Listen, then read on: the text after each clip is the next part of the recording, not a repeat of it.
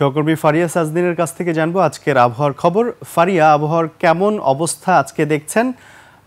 আরো কতদিন আকাশ মেঘলা বা বৃষ্টি চলতে পারে? সিল্কোর সিল্ক অ্যান্ড শাইন, যাতে আছে আর্গান অয়েল ও ওট প্রোটিনের গুডনেস, যা আপনার চুলকে রাখে হেলদি অ্যান্ড শাইনিং। ধন্যবাদ রাজুর।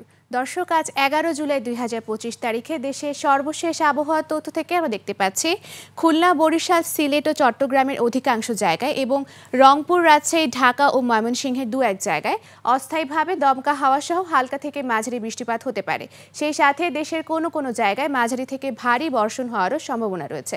বর্তমানে গাঙ্গেয় পশ্চিমবঙ্গ ও তৎসংলগ্ন এলাকায় অবস্থানরত লঘুচাপটি দুর্বল হয়ে মৌসুমী বায়ুর অক্ষের সাথে মিশে গিয়েছে, যার ফলে মৌসুমী বায়ুর অক্ষের বর্ধিতাংশ রাজস্থান, বিহার, উত্তরপ্রদেশ, পশ্চিমবঙ্গ ও বাংলাদেশের মধ্যাঞ্চল হয়ে আসাম পর্যন্ত বিস্তৃত রয়েছে, যা বাংলাদেশের উপর মোটামুটি সক্রিয় এবং উত্তর বঙ্গোপসাগরে মাঝারি অবস্থায় রয়েছে। সেই সাথে বিশেষ কিছু অঞ্চলের তাপমাত্রা যদি আমরা বর্তমানে দেখে থাকি, তাহলে সিলেটে 32 ডিগ্রি সেলসিয়াস, ঢাকায় 28 ডিগ্রি সেলসিয়াস, বরিশালে 30 ডিগ্রি সেলসিয়াস এবং খুলনায় 31 ডিগ্রি সেলসিয়াস রয়েছে।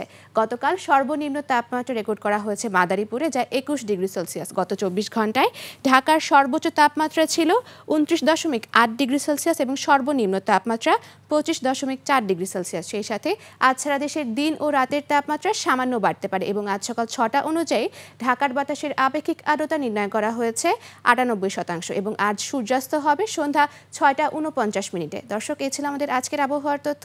ফিরে যাব রাজিউরের কাছে। রাজিউর। ফারিয়া, ধন্যবাদ আপনাকে।